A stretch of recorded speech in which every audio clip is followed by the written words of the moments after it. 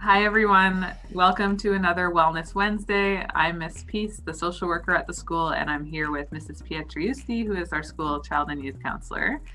Last week, we talked about avoidance and some strategies for how to notice that tendency to avoid and try to break that cycle a little bit, try to choose different ways of responding to that feeling. This week, we're going to talk a little bit about anxiety because anxiety and avoidance are really closely related. When we feel really anxious or really stressed, it makes us uncomfortable and it can make us want to avoid the thing that is causing us stress, or really just anything if we're feeling anxious, because we want to stay safe and we want to stay comfortable. And that makes a lot of sense. But we want to provide some information this week about what anxiety actually is, because the more that we understand it, the more control we can have over how it impacts our lives and how we respond to it. So anxiety and stress are something that everyone has. Anyone or any creature with a brain has this response wired in because it's for survival. It's sort of like the smoke alarm in your house, something that's wired into the system to try to keep you safe. The whole purpose of the anxiety system in our brain is to try to detect a threat in our environment or something that could harm us, and then to prepare us to respond to that in an effort to keep us safe or to help us survive. So when something happens in our environment that our brain decides is a threat, it turns on this stress response, which we will sometimes call the fight or flight response. You're probably familiar with what that feels like. Your heart starts racing, your pupils might dilate, so you're seeing things more sharply.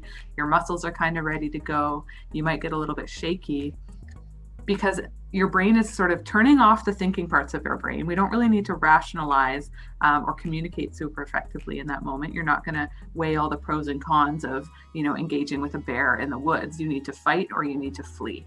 And so everything in your body is preparing you to become strong and fast. It's not about thinking or having wisdom or discernment in those moments, which is why when we feel stressed or anxious, we can feel really foggy in our brains. We can feel like, I can't think, I don't know.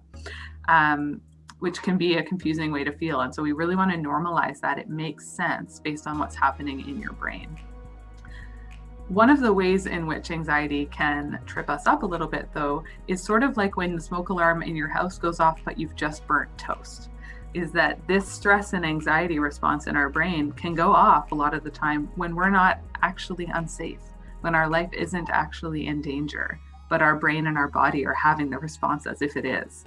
And that's because we as humans have evolved a lot, since the first people who were maybe living in circumstances where survival was a very real part of their lives on a minute-to-minute basis. Nowadays, our brain tends to feel like things like, embarrassment or competition or what people think of us or how we do at school. Those are things that our brain now can perceive as a threat and turn on that anxiety response in the same way. And what that looks like is different for everyone. We all have different stories that shape how our brains work and what we become afraid of and what we're not. We're not even afraid of, but just things that stress us out or things that get that response going for us. But the more we understand it and sort of take a closer look at our own lives and our own selves in terms of what makes us anxious, what makes us stressed, the more we can understand it and can start to respond to it differently, to challenge, like, am I actually in danger, or is this just something that is making my body uncomfortable and I need to manage that so that I don't just avoid all of these things in my life, because that's how we get really stuck. Mm-hmm. And one of the things Mrs. Peace and I often hear is students say, I'm very overwhelmed. And when we do that, sometimes we set off that stress response, that fight or flight.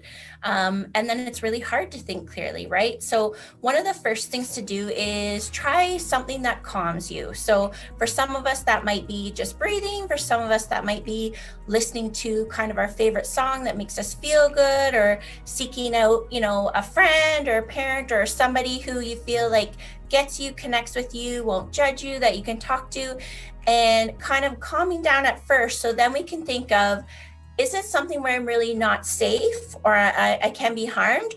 Or is it something that maybe is just hard and making me feel uncomfortable, right? And once we get down to that point, then we can think of, well, how can I tackle this? So if it's a larger assignment, right, what do I need to do? Do I ask the teacher for extra help, right? Do I get, my friend who's great in that class to kind of help me get me started?